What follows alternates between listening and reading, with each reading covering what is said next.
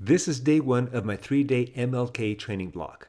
For those of you not from this country, this holiday was created to honor Martin Luther King because of what he accomplished, how he accomplished it, and the benefit it did for this country. Hey cycling community, this is Steve Grusis, the Cycling Greek. This training ride was not the focus of the day. Let's flash back to the start. I got my race weight down last year to 161 pounds toward the end of the season. December 1st, I was up to 169 and a quarter. My first race of the season with a significant climb is going to be in 1 month. I have 4 pounds to go.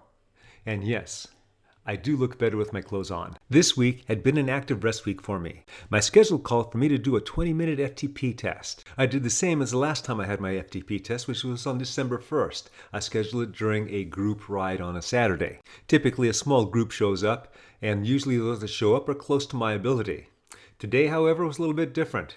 Cat 2 George showed up. A few miles into the ride, and almost halfway to the start of my FTP test, I was burning a lot of energy just to try and stay on George's wheel.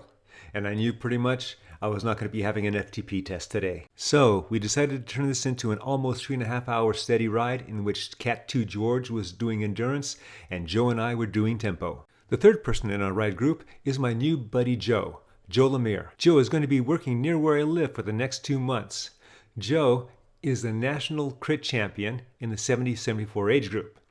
And he got the silver, because of a mechanical, in the road race. And a few months ago, he did Worlds and he got 4th place. After a 2-month break, he got back on the bike, and that's probably the only reason I can stay up with him right now. Cat 2 George was in the front pulling about 95% of the time. In the last half of the ride, both Joe and I were doing some efforts. In spite of those efforts, the pacing on this ride was pretty steady. I averaged 185 watts and 192 normalized watts. While this is in the middle of my endurance range, it sure felt like a lot more. There was no fluff riding in this ride. By the time I got home, I was hungry and I was tired. Because of the cold, thick fog we've been having in our mornings lately, I wasn't sure what tomorrow's ride was going to be like. There was a 9 a.m. ride scheduled for tomorrow, but I'd have to leave here a little before 8 o'clock, and it was really thick fog this morning, and the day before that, and the day before that. Regardless, I had to make sure that I was ready to ride. That meant eating the best I could, taking a nap during the day, and a lot of self-massage. And I'm sure glad I did all that, because the next day on day 2, I did something that I hadn't yet done this off-season. I hope you enjoyed this video and you got something out of it. Remember, look for day 2. And remember, as always, comment, like, subscribe. The Cycling Greek.